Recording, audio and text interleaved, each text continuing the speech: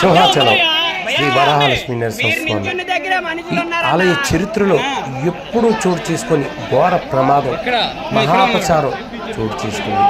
అదేంటంటే ఈరోజు చందనోత్సవం, స్వామివారి నిజరూపం చెప్పే వేళ, దాంతోపాటు అక్షయ తృతీయ వంటి గొప్ప రోజు. ఇటువంటి రోజున స్వామివారి నిజరూప దర్శనాలు చూసేందుకు సుమారు దేశవ్యాప్తంగా 5 లక్షల మంది ఈ క్షేత్రానికి తరలివచ్చారు. అయితే వేకువజామున 3 గంటల సమయంలో భారీ వర్షం, గాలులు వేయడంతో 300 టికెట్ ఇచ్చే కౌంటర్ పక్కన ఉన్న గోడ వద్ద చాలామంది కూర్చున్నారు. ఇదే సమయంలో గోడ కూలింది. అయితే ఆ గోడ దగ్గర కూర్చున్న వారంతా ఏమయ్యారో తెలియదు. ఇప్పటికీ 8 మంది మృతదేహాలను బయటకు తీశారు.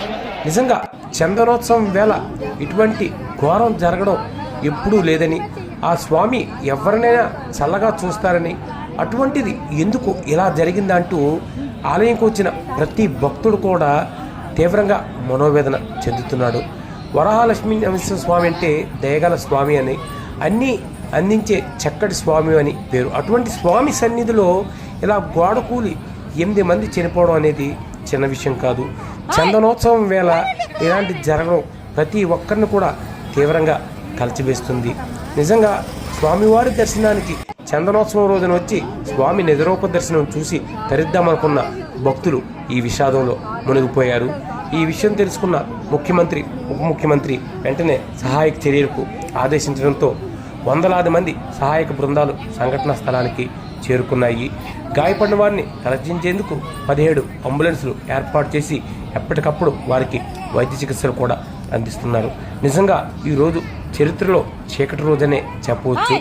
సింహాచలం స్వామి సన్నిధిలో ఇలాంటి ఘోరం జరగడం చూసి ప్రతి ఒక్కరు కూడా ఎంతో బాధపడుతున్నారు. నిజంగా ఎక్కడెక్కడి నుంచో దేశవ్యాప్తంగా వచ్చిన 5 లక్షల మంది భక్తులు ఇలా ఒక్కసారిగా ఉలిక్కిపడిన సంఘటన ఇది. ఇంకా ఈ ప్రమాదంలో మృతుల సంఖ్య పెరిగే అవకాశం ఉందని అంటున్నారు. అందుకే భక్తులు ప్రతి ఒక్కరు కూడా ఇలా ముఖ్యమైన రోజులంటూ అధిక సంఖ్యలో తరలి రావడం కూడా మంచిది కాదని పలువురు తమ అభిప్రాయాలనైతే చెప్తున్నారు. అయితే స్వామివారి నిజరూప దర్శనం చూస్తే జన్మ ధన్యమవుతుందని ప్రతి ఒక్కరూ ఆస్తూ వచ్చారు. ఎప్పుడు లేనిది ఇలా జరగడం నిజంగా శోచనీయం. మరి